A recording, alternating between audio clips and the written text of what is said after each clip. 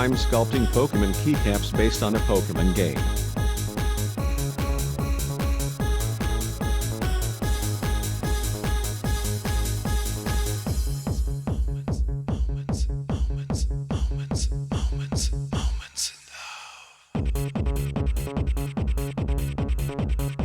In this roguelike game you start with a random Pokemon, and for this round I got, why not?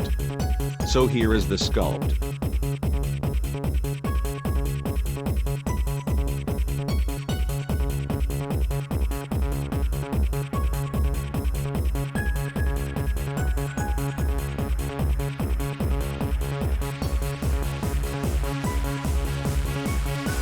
Sadly, he got no damage in his moveset, and I end up losing in the first battle.